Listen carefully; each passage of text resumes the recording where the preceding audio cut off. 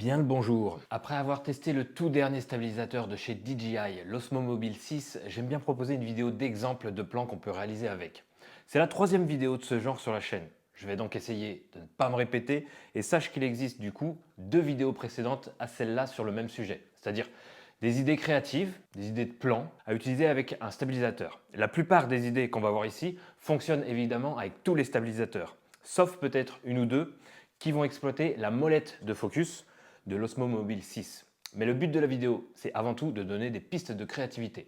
C'est pas forcément de présenter le mouvement et le plan à incorporer à ta production, mais c'est juste d'être inspirant. Allez, on démarre!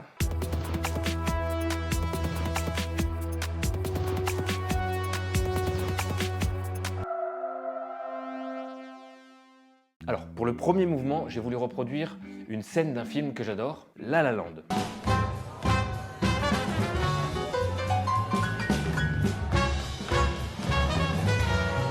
Tu vois le mouvement, panne gauche-droite, extrêmement rapide. Avec l'Osmo, c'est très simple de le reproduire. Il suffit de te mettre en mode sport et de faire des mouvements rapides. Pour le mode sport, c'est double-clic sur la gâchette arrière et tu maintiens enfoncé. Si tu relâches, tu quittes le mode sport, donc reste bien maintenu. Et t'as plus qu'à faire des mouvements rapides.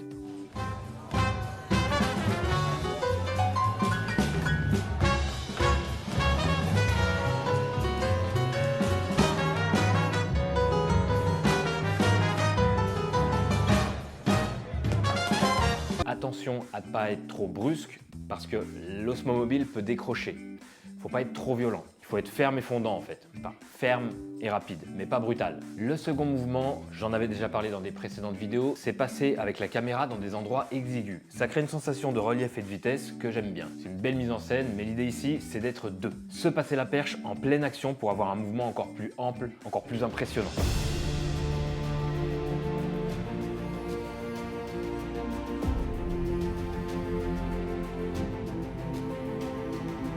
Simple, efficace.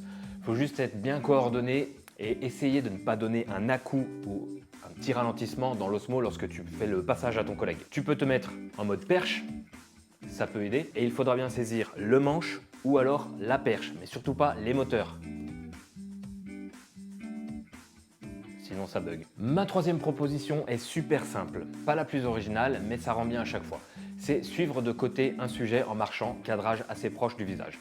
Je voulais essayer avec le téléobjectif pour un effet encore plus parallaxe, plus de vitesse, mais après essai en téléobjectif, en marchant avec les à-coups des pas, le téléobjectif se met à trop vibrer et c'est pas super beau, à moins d'être sur trottinette, rail ou vélo. Bref, donc on reste en grand angle, x1. C'est bien de penser à faire un tracking sur le visage du sujet, comme ça le cadreur n'a plus qu'à marcher à côté en pointant la caméra dans le bon axe, mais le cadrage se gérera automatiquement via le tracking.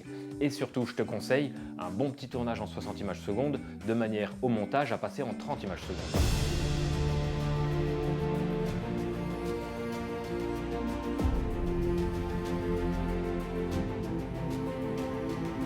Petit effet ralenti, toujours bienvenu, toujours bien sympathique. Ma quatrième idée, faire un mouvement inversé à un sujet lui-même en mouvement. Je te montre.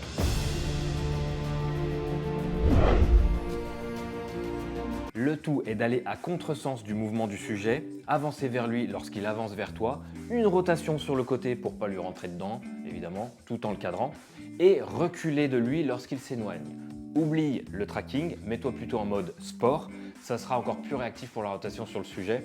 On aura un beau mouvement et une belle sensation de vitesse du fait qu'on cumule les mouvements du cadreur et du sujet. Ça peut être cool par exemple pour une scène d'action ou de course-poursuite. Cinquième idée, l'hyperlapse. Alors c'est pas l'idée la plus originale, mais je trouve ce plan sous-coté. Je l'utilise très peu moi personnellement et je me rends compte que c'est vite très beau et facile à mettre en place en plus avec l'Osmo Mobile. Il y a le mode prévu pour, donc le mode hyperlapse. Pour simplifier le cadrage, il suffit de traquer le sujet, tu avances, tu fais ton mouvement en le prévoyant assez long dans le temps pour avoir un joli effet de timelapse, sauf que là évidemment c'est un timelapse qui bouge, d'où le nom hyperlapse.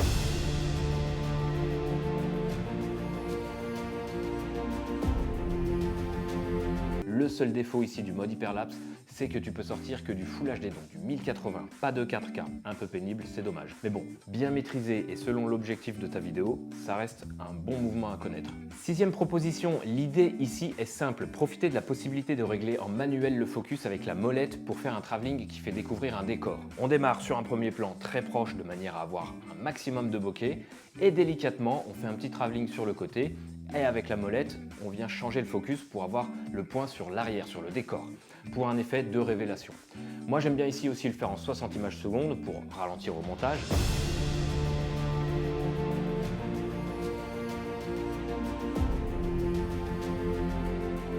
Faut un peu de patience et de dextérité, donc t'étonne pas si 3 ou 4 prises sont nécessaires pour avoir la bonne, car il faut s'accoutumer avec la molette, la tourner dans le bon sens pour avoir le focus qu'on souhaite, bien la gérer avec le mouvement, et c'est vraiment un coup à prendre. C'est un mouvement qui mérite d'être connu néanmoins. Septième proposition, on a déjà vu les plans verticaux. On sait ce que c'est, je réexplique pas. Et si tu sais pas ce que c'est, eh ben je l'ai déjà expliqué dans une vidéo. Bien. On a déjà vu aussi ce qu'est un plan vortex. Je réexplique pas. Vortex plus vertigo, on les mélange, Vortigo. Voilà, cherche pas sur Google, cherche pas sur YouTube, le Vortigo, copyright, marque déposée, c'est moi qui l'ai inventé. Le plan Vortigo est donc un mélange entre Vortex et Vertigo. Il faudra le faire en manuel et pas passer par le mode Vertigo de l'application Mimo qui s'appelle Dynazoom, car ce mode ne gère pas le Vortex.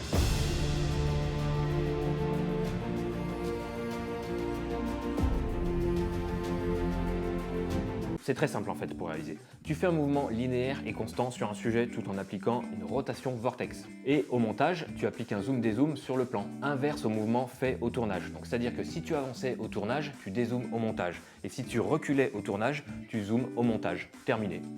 Vortigo. Huitième idée. Alors ce plan est encore un mélange de 3 plans qu'on a déjà vus par le passé.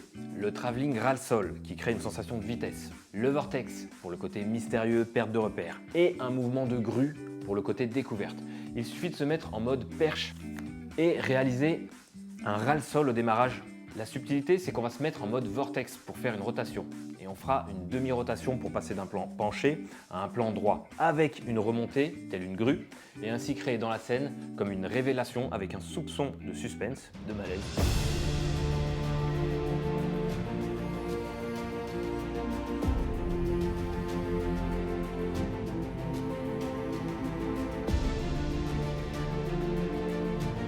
Attention à ne pas voir le bras de l'osmo sur le démarrage du plan, le bras. Pour éviter ça, il faudra sans doute démarrer le plan avec le manche parallèle au sol, comme ça. Ainsi, tu auras la configuration de l'osmo qui empêchera le bras d'être visible sur la caméra.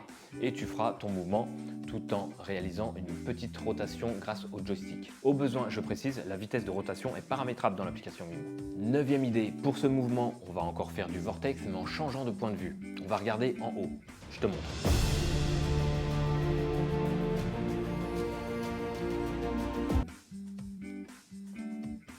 Voilà, il n'y a pas grand chose à dire.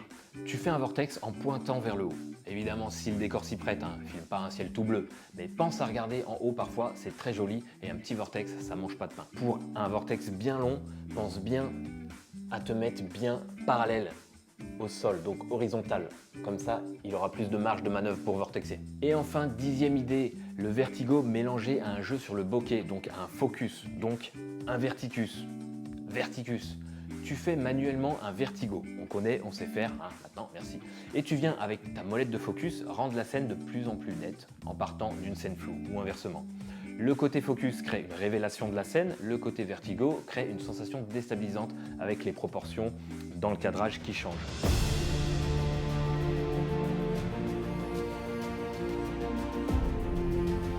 Donc, avec l'effet verticus, tu auras un effet de révélation déstabilisante. Alors, c'est de l'interprétation, c'est ce qu'on appelle de la mise en scène, c'est du sous-entendu. Je dis pas que ce plan verticus est un plan de révélation déstabilisante et rien d'autre, et que c'est scientifiquement vérifiable. Non, c'est empirique, c'est du ressenti, voilà. Bon, plus calme. Tu peux évidemment au tournage envisager un petit 60 images par seconde, de manière au montage à faire du 30 images par seconde, un petit ralenti par deux, c'est toujours agréable. Merci beaucoup. Et tu sais bien qu'ici sur la chaîne, il y a toujours un petit bonus. Allez, 11e idée. Je te propose la rotation autour d'un sujet avec une légère rotation vortex. Rotation dans la rotation.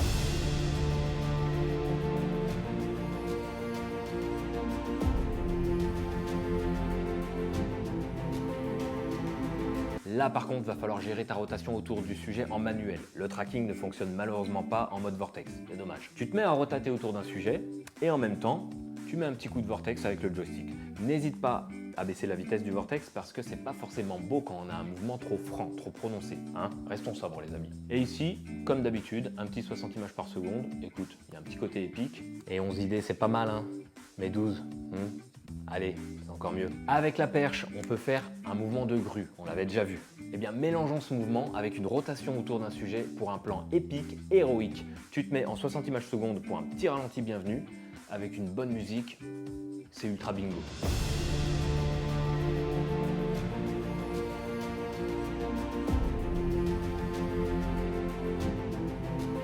Et voilà, c'était mes 12 idées pour 13.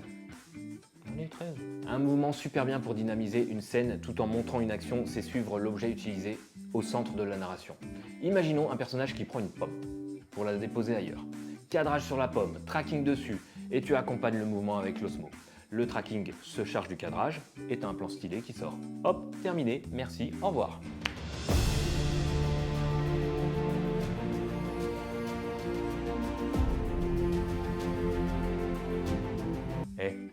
On avait dit 10, on en a fait 13. T'en veux 14? Gourmand. Allez. Ce plan-là, je l'ai encore jamais vu dans aucune production, ni sur internet ni au cinéma.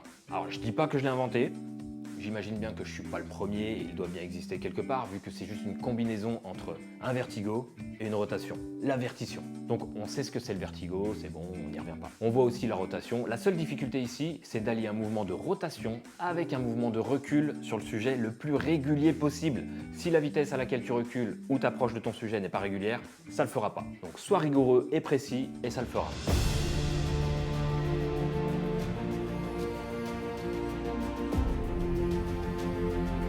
Et ça rend vite un truc sympa, très déroutant, qui donne une sensation vraiment dérangeante, déstabilisante, malaisante, voilà, mise en scène, on a dit.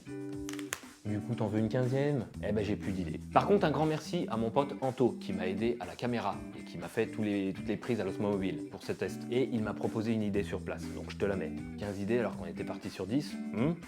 Merci Little Rock of Fame. Toujours dans un esprit de découvrir le décor, découvrir la scène, tu filmes ras le sol en accompagnant le mouvement de ton personnage et tu recules petit à petit pour qu'on se rende compte de la grandiosité du décor, si ton décor est grandiose, ou de la banalité de ton décor, si ton décor est banal.